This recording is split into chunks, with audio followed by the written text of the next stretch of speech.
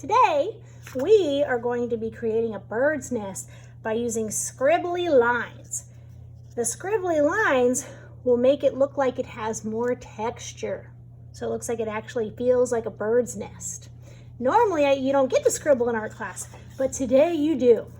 So you're just going to start with any color, and you're going to do big circular lines. Now you don't want to be going like this because those are not the lines that we see in a bird's nest. So I'm just going to scribble a little bit. That's about as big as I want my bird's nest to be. Then I'm going to switch colors. So maybe this time I'll use this color. And I'm going to challenge you. I'm going to challenge you to use every single color in your crayon pack today. And just keep switching off and scribbling in the same area with big circular lines. Whoops. And the more colors you add, the more it's going to look like the way birds build their nests, which were with lots of little sticks all packed together.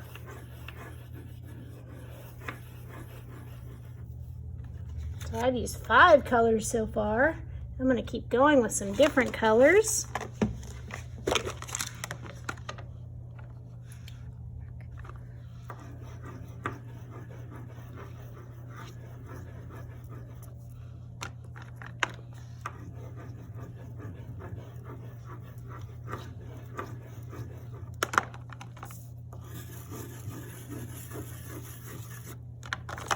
Just keeps. All right, that's looking nice and full, and I've used all of my colors from my crayon set. So after you have your bird's nest drawn, you're going to get a shape that looks like this, and this is going to be our bird's body, but we need to add more details to it so it actually looks like a bird. So I'm going to draw a little eye because it's looking at me from the side, so you can only see one eye. And then out here, I'm going to draw a triangle for its beak. And I'm going to divide the triangle in half so it looks like its mouth can open and shut. I'm going to draw a little triangle with a jagged edge at the bottom. That will be its wing. Now you can add some feet if you want, but feet can be kind of hard to cut out, especially if you make them really tiny. So my bird is actually just going to be sitting in its nest. So when it's sitting, you can't really see the legs. So I'm going to color the beak in, and then I'm going to pick out what color I want my bird to be. So I'm going to use some purple for the wing. It's got a purple wing. Maybe it's got some nice little purple stripes. I know birds have different patterns on them. And then I'm going to add some blue for the background.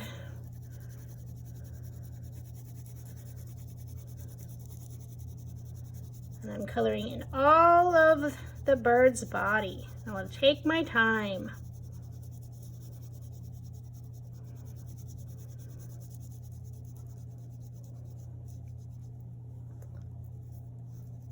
Okay, so now what I'm going to do is I'm going to cut out my bird.